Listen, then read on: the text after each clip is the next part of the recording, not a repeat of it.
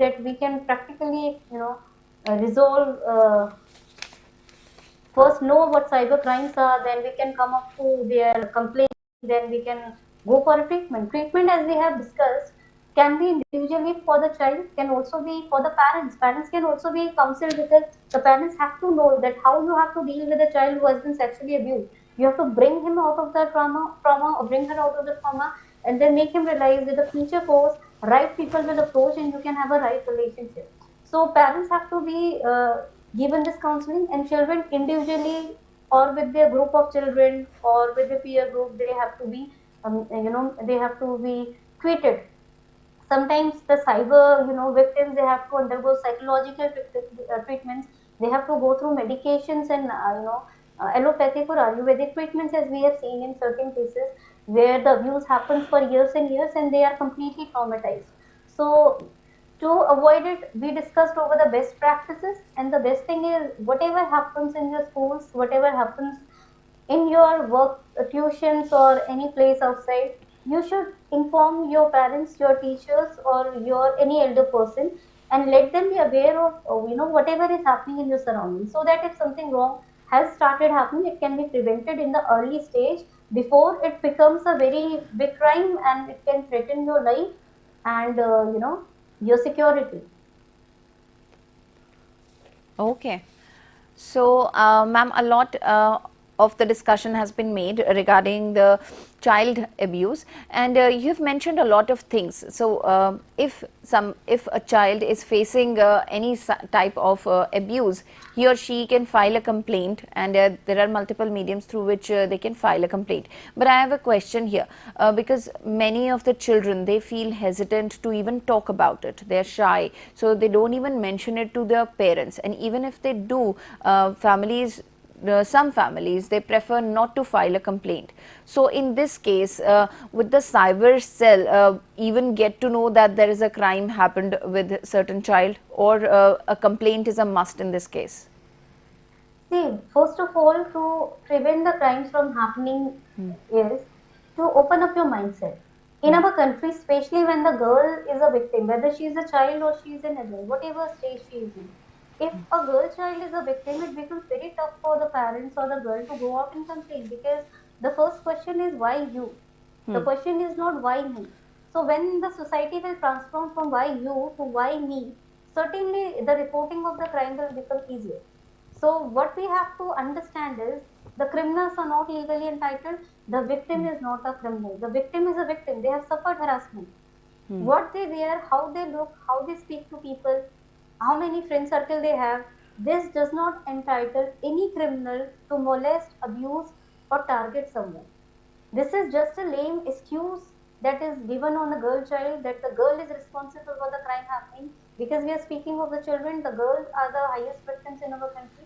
So this mind frame of the people to victimize a woman and the girl child is the biggest root cause of why people are hesitant to inform, why the parents are hesitant to complain, and why the people, they do not report. Because if you are sexually abused online, or if you something wrong is happening through a social media platform, and you go out and report, people will not say anything to the boy or the men or the criminals. They are going, with legal rights in our country. This is the mind frame. But the girl will be standing, how she is, how her moral values are, how his character is, what sort of people she is dealing with. So this mind frame has to be opened up. We should have more such conferences and webinars. We should approach the children and parents to let them know that no is no. If you are a victim, you are a victim. You are not a criminal. The criminals have no legal entitlement. So we have to inculcate this mind frame. There is no other solution. You can have hundreds of laws, hundreds of centers to report, but till you come out and report, until you come out of this frame that, sometimes relationship, friendships also break. So what people, they think is, it is going to, defame their girl or defame their boy in public, that this happened in their life.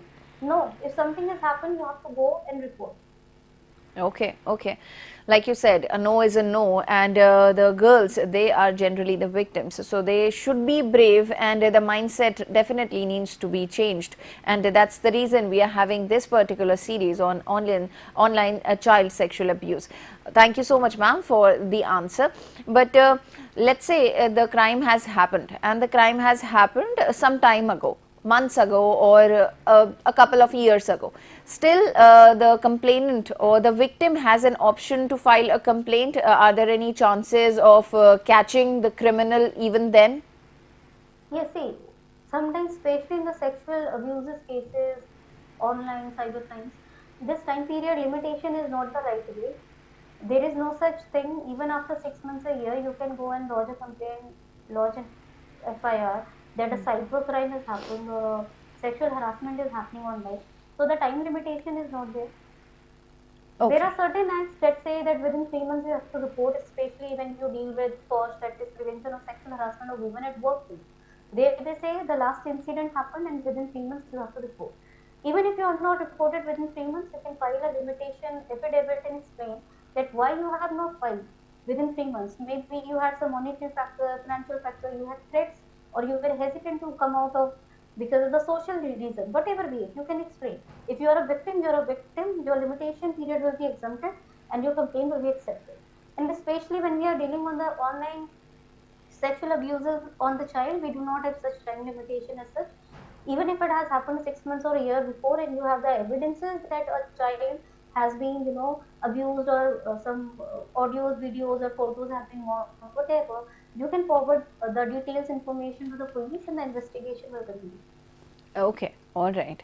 Ma'am, you mentioned that child pornography is also one of the kind of child sexual abuse. So even browsing child pornography, that is also an offense. Can it be counted as an offense?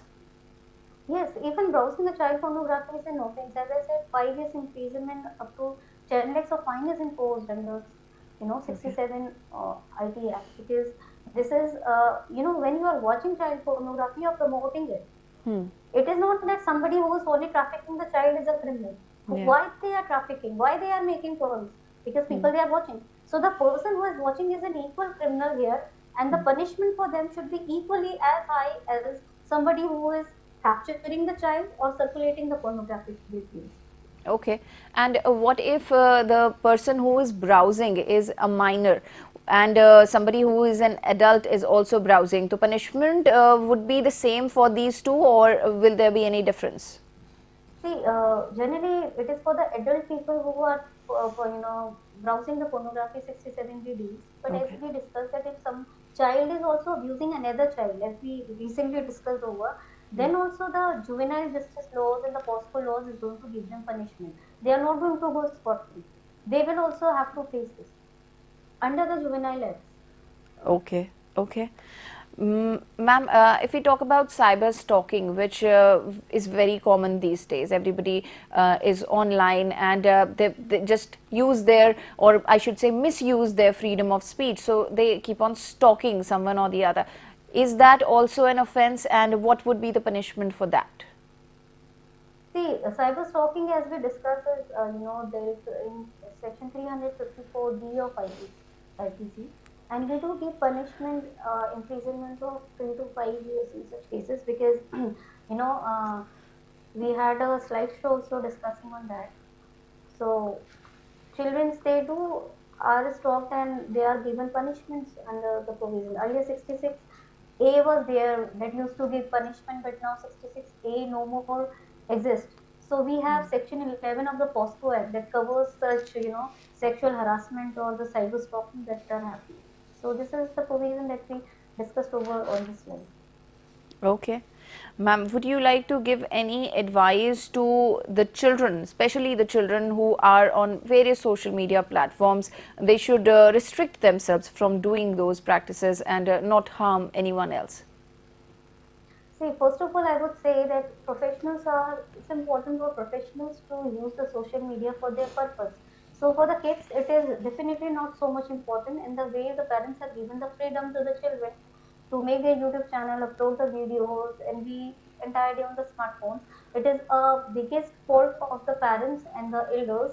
So they should restrict such habits, and the children are not so much required to upload their personal details and information on Instas and FBs. They should also restrict.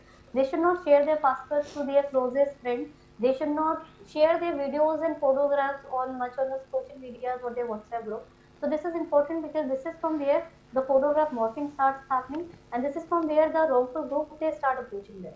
So the children, they should know that this is the time when they have to focus on their studies, and social media and platforms is not much for them. Okay, all right. And okay, so there were a lot of discussions we have had regarding the online child sexual abuse here, and you have given us certain best practices for online safety. So would you like to show that slide once again so our children can read it in one go, and maybe that will help them and they will remember those points later on. Yeah, so this is like, don't click on the suspicious link, don't share your passwords with anyone, never click and share personal pictures that contain sensitive images, don't befriend strangers. When being stalked or uncomfortable, inform your parents and trusted people. You should not leave your device unattended, somebody can hack it. Maintain good antivirus and anti-spyware on the system. Use multi-factor authentication for securing your account. So this is the best practices that the children they should use. Okay, thank you. Thank you so much, ma'am.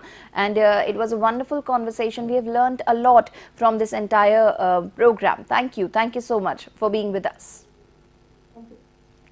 Thank you to all the children also for being with us, and I really hope that you're going to follow these practices because they are for your benefit only.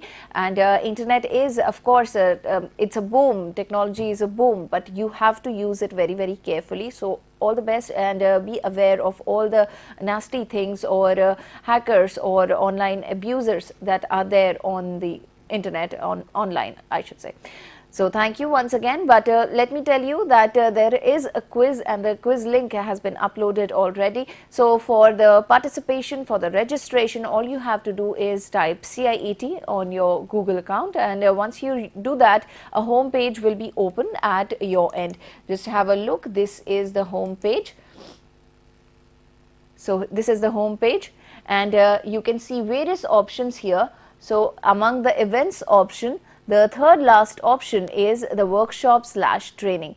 I hope you can see it at your ends. Yes, workshop/training. So click on it. Once you click on it, just scroll it further, scrolling it, and you can see this current activity. Under the current activity category, there is a theme for February 2023, combating cyber crimes. Click on it. Once you click on it, this page will be opened, and this is the schedule. This is the entire schedule of the programs we had. We had 4 sessions, and these are the titles. Today is the last session, and that was the day 4. So once we are done, now that we are done, this is how you can be a participant. You have to click on this link and fill it up to be a participant, or you can scan this QR code, and here is the quiz link uploaded already. So once you click on it, the quiz will be opened, and you can do this quiz, and on the basis of the 4 videos we have had, this quiz is based. So please watch those videos. Make sure you watch those videos. Here is the link of those videos. All the 4 programs will be here, so you can watch it, and once you are done watching, you can attempt this quiz. If you have any questions, any queries, this is our email ID, and you can share your questions, queries on this email ID, and if you have any feedback, this is the link for the feedback. So this entire page is dedicated to our theme, which is combating cyber crimes. Please look at it once again. Here it is, and I hope you are all set, ready for the quiz. So please attempt this quiz. All the very best, and once you score more than 70%, yes, you will be given the certificate. So this was all about our particular program for today, and we are coming back with another special program of ours, that is Sahyog, Guidance for Mental Well-being of the Children. And the topic for discussion would be keeping oneself fit for the examination. Now that the children are preparing for their respective examination, this particular topic is a perfect one for this discussion. All the very best for your examination to all the children, and before leaving, I really have to announce once again that we are extremely proud that India assumed the G20 presidency and would convene the G20 Leaders Summit for the first time in the country this year. A nation deeply committed to democracy and multilateralism, India's G20 presidency would be a watershed moment in her history as it seeks to play an important role by finding global pragmatic solutions for the well-being of all, and in doing so manifest its true spirit of Vasudev Kutumbakam, or the world is one family. My name is Tanvi Kurana. I'll take a leave of you. Please take care and keep on watching eVidya channels. Namaskar.